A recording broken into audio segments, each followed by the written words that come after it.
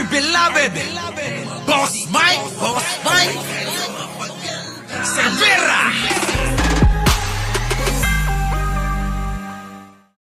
Sana gumawa ka din ng isa pang version naman. May pakita mo yung buo.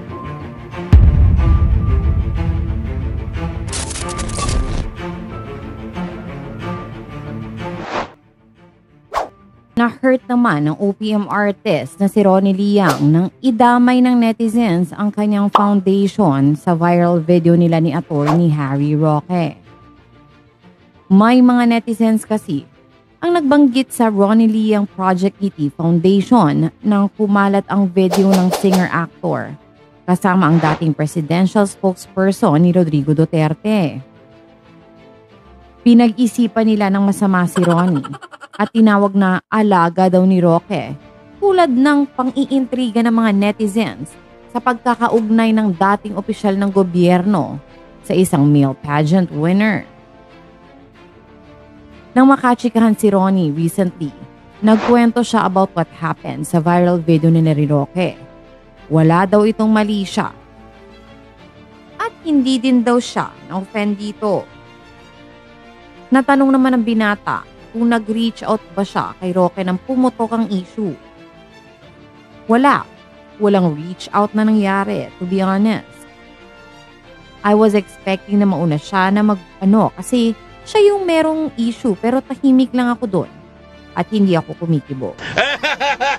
Sinabi ko lang sa video, gabaha ang guwapa diri dinagat. Ani ang ibig sabihin ay maraming magandang babae sa Dinagat Island. Patuloy pa niya, inaasahan ko lang na baka mag-statement si sir kasi alam naman niya na wala. Na in-invite lang niya ako mag-guest sa vlog. So I was advised by some people to give statement na kasi sabi nga sa universal practice na silence means yes.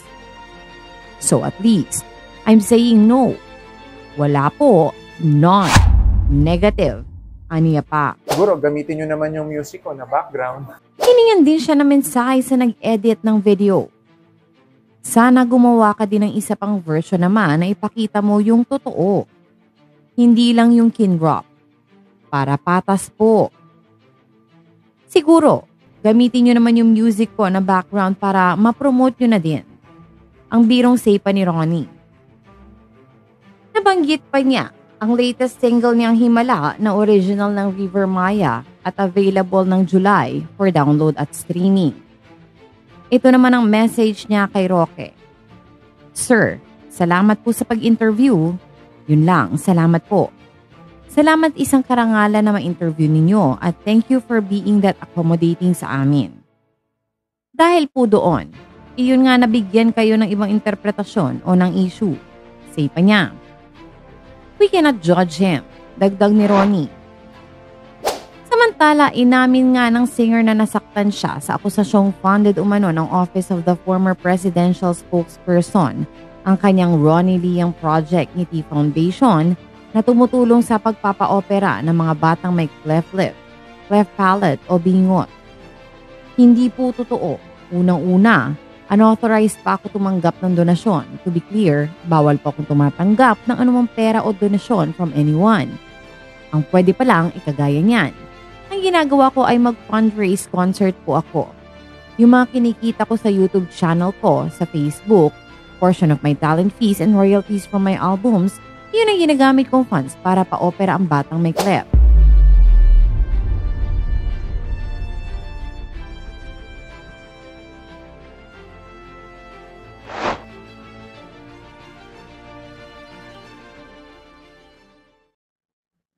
Our beloved Boss Mike Severa.